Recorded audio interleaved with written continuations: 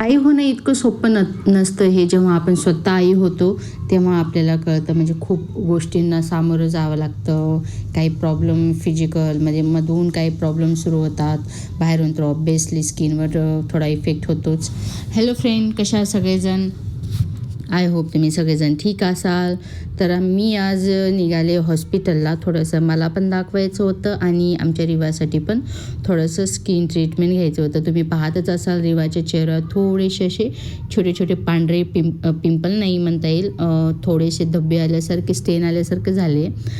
तेवढं काही जास्त परेशान करण्यासारखं नाही आहे, कारण ते इचिंग करत असतील चेहऱ्यावर तर थोडंसं प्रॉब्लेमॅटिक असतात. पण इट्स ओके, ते नॉर्मलच आहेत. पण तरी पण म्हणलं थोडंसं एक सल्ला घ्यावा. जाताना असा टँकर आडवा, एक तर ट्रॅफिक पण भेटलेला आणि असा आडवा टँकर असा लागलेला आणि त्यामुळं खूपच जायला प्रॉब्लेम होत होते. आणि आमची रिवा वाऱ्यासोबत खेळते आणि जे ते येईल त्या माणसाला ती अशी टाटा करते. सिम्बॉयसिस हे हॉस्पिटल पूर्ण असे डोंगर भागामध्ये आहे, त्यामुळे जाताना असा खूप सुंदर असा व्ह्यू लागतो.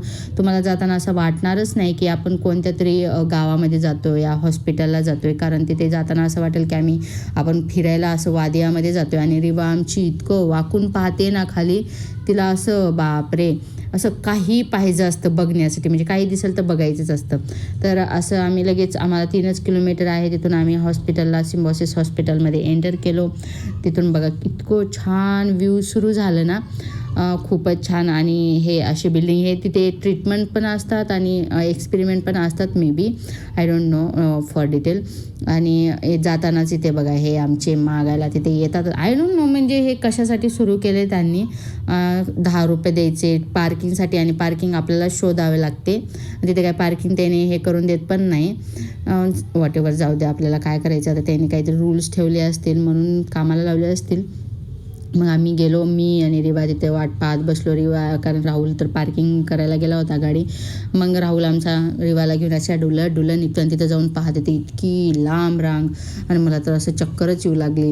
मग मी खाली बसले. माझ्या पाठीमागच्या माणसांना म्हटलं मी थोडंसं बसते, तुम्ही तुमच्या पुढं माझी रांग आहे. मग माझं रांग आल्यानंतर मी, म्हणजे माझी लाईन आली, माझी बारी आल्यानंतर, लाईन आल्यानंतर मग मी गेले तिथे ट्रीटमेंट घेतली. तिथून मला थोडंसं ब्लड टेस्टिंगसाठी सांगितले. मग ब्लड टेस्ट घेतली. आता तिची रिपोर्ट 2-3 दिवसानंतर येते. आणि त्यानंतर आम्ही निघालो आलेल्या पाऊल वाटाला, कारण हॉस्पिटल तसं खूप छान आहे, पण मला घरी खूप जवळ वाटतं, कारण मला खूप वीकनेस झाला होता.